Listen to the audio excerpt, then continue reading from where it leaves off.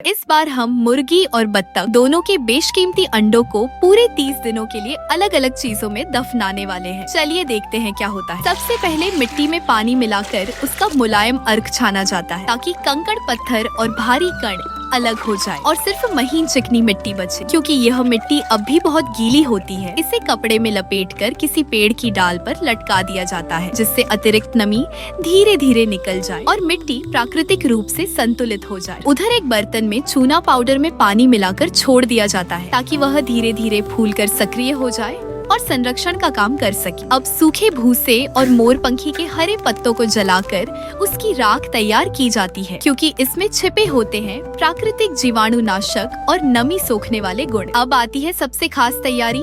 गर्म पानी में कुछ जरूरी मसाले पकाए जाते हैं, जैसे मोरपंखी के पत्ते, चक्र फूल, काली मिर्च, दालचीनी, तेज पत्ता, नमक और काली चाय। जब ये अच्छी तरह पक जाते हैं और इनका असली अर्क पानी में घुल जाता है, तो इसे छानकर मसालों वाला पानी अलग कर लिया जाता है। अब राख, चूना, मसालों का पानी और पेड़ से उतारी गई मिट्टी मिलाकर एक घोल तैयार किया जाता है। साथ ही दूसरे बर्तन में चूना, मिट्टी और मसालों का रस मिलाकर दूसरा घोल बनाया जाता है। इस बार इसमें राख नहीं मिलाई जाती। अब मुर्गियों के ताजे अंडों को पहले वाले घोल में बारी बारी डुबोया जाता है और ऊपर से काली राख लपेटी जाती है ताकि हवा पूरी तरह बंद रहे और नियंत्रित किण्वन शुरू हो सके। वहीं बत्तख के नन्हे अंडों को दूसरे घोल में डुबोया जाता है और इस बार राख की जगह लकड़ी का भुरभुरा पाउडर लगाया जाता है, जिससे नमी संतुलित रहे और स्वाद में गहराई आए। इन अंडों को 2 अलग अलग मिट्टी के मटकों में बहुत सावधानी से रखा जाता है। मुर्गी के अंडे अलग और बत्तख के अंडे अलग। मटकों का मुंह कपड़े और रस्सी से कसकर बांध दिया जाता है ताकि भीतर एक स्थिर वातावरण बना रहे।